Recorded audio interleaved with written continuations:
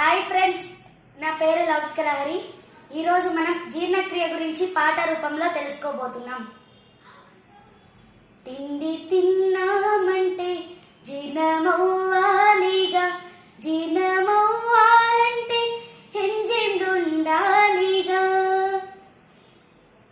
తిండి తిన్నామంటే జీర్ణమవ్వాలిగా, జీర్ణమవ్వాలంటే ఎంజైమ్లుండాలిగా. ఆ ఎంజైములేవేమిటో, వేటిని జీర్ణం చేస్తాయో నే వివరంగా వివరిస్తా, నువ్వు తెలుసుకోనేస్తం, నువ్వు తెలుసుకోనేస్తం. తిండి తిన్నామంటే జీర్ణమవ్వాలిగా, జీర్ణమవ్వాలంటే ఎంజైమ్లుండాలిగా. హాయిగా ఆరోగ్యం అందాలంటే పౌష్టికాహారం తింటే కదా. ఆరోగ్యమే మహాభాగ్యం అనుకుని నువ్వు ముక్కలు చేసి బాగా నమలాలి. లాలాజలములో ఉంటుంది టయలిన్ ఎంజైము. కార్బోహైడ్రేట్లను కరిగించి మాలోజుగా మార్చును. తిండి తిన్నామంటే జీర్ణమవ్వాలిగా, జీర్ణమవ్వాలంటే ఎంజైమ్లుండాలిగా. తిండి తిన్నామంటే జీర్ణమవ్వాలిగా, జీర్ణమవ్వాలంటే ఎంజైమ్లుండాలిగా. నమిలిన ఆహారం బోలాంశయ్యే, ఆహార వాహికలు ప్రయాణించే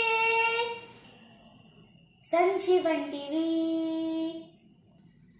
సంచి వంటి జీర్ణాశయంలో కదలికలెన్నో జరిగేను. పాక్షికంగా జీర్ణమవుతుంది, జఠరిక రసములో ఉంటుంది పెప్సిన్ ఎంజైము. ప్రోటీన్లపై పనిచేసి పెప్టోన్లుగా మార్చును. తిండి తిన్నామంటే జీర్ణమవ్వాలిగా, జీర్ణమవ్వాలంటే ఎంజైమ్లుండాలిగా. చిలికిన ఆహారం కైముగా మారి మెల్లగా ఆంత్రమూలం చేరుతుంది. కాలయంలో పైత్యరసం స్రవించి కలుస్తుంది. ఎంజైమ్లుండని జీర్ణరసం ఇది.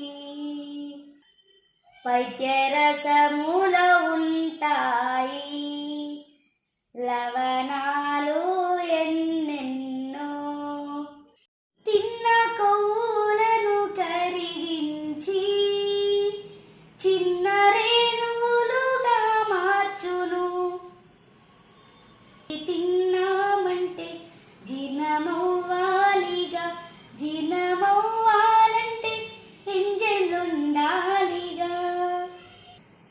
క్లోమము ఆంత్రానికి అతికి ఉండి 3 ఎంజైమ్లను విడుదల చేసి అమైలేజు, ట్రిప్సిను, లైపేజు అనే ఎంజైము వరుసగా చర్యలు జరుపుకుంటాయి.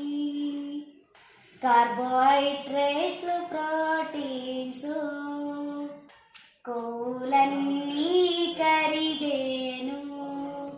అవి మాటోచు పెట్టోచు కొవ్వు ఆమ్లాలుగా మారును. తిన్నామంటే జీర్ణమవ్వాలిగా, జీర్ణమవ్వాలంటే ఎంజైమ్లుండాలిగా. ఆ